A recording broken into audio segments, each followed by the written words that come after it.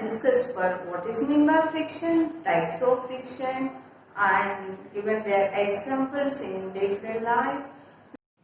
Does friction exist only between solid parts? Not necessarily. Friction is offered by fluids like air and water as well, and this force of friction due to fluids is referred to as fluid friction. The friction we have seen between solid parts is referred to as dry friction. The major states of matter are solid, liquid and gas, and liquids and gases are generally referred to as fluids, while liquids and gases considered to be fluids. One common characteristic of fluids is that they have no fixed shape and can be easily deformed. Let's discuss a bit more about fluid friction in this lesson. Just like solids, fluids to exert a force of friction when objects move through them. Do you think it offers resistance? Doesn't seem intuitive, right? When I drop a stone from a particular height, it falls to the ground. Does air offer resistance here? Of course, it does. What about water does? Offer resistance? Yes, when the fish swim, they encounter fluid resistance from the water. The frictional force exerted by fluids is also referred to as drag. What does fluid friction depend on? Let's talk about the first obvious factor. It's the nature of the fluid. To understand this point, you just need to answer a simple question. An object moves from point A to B through air, and in the second case, a similar object travels from A to B through water. Which object do you think encounters more resistance? Clearly, it will be the water. Right.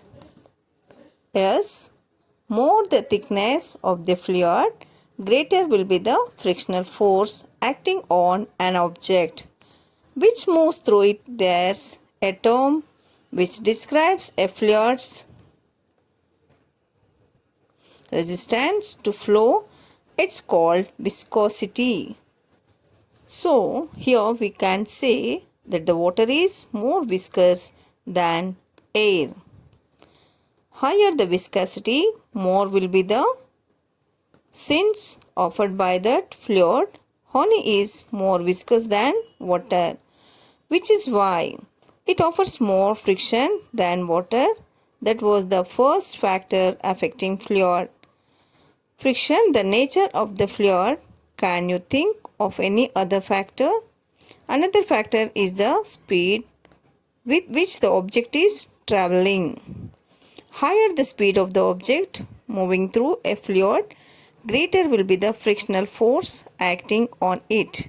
A vehicle traveling at 100 miles per hour will face more drag of air as compared to a similar vehicle traveling at 50 miles per hour.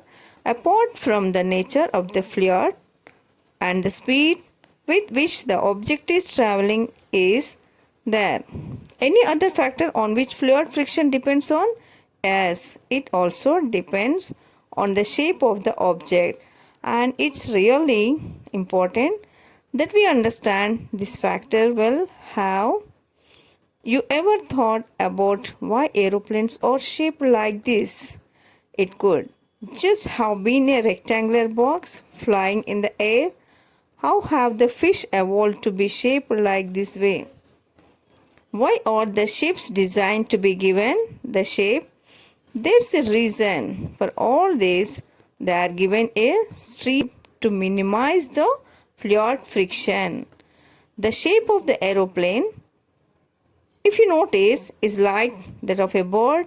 This process of giving an object a particular shape to decrease the fluid friction is known as streamlining. Streamlining. The object can greatly reduce the resistance offered by the fluid. A car faces less of friction from air as it has a streamlined shape.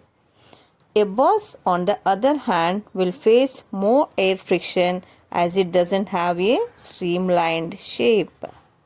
So, these were the different factors on which fluid friction depends. Nature of the fluid, the speed of the object flowing through the fluid, and the shape of the object.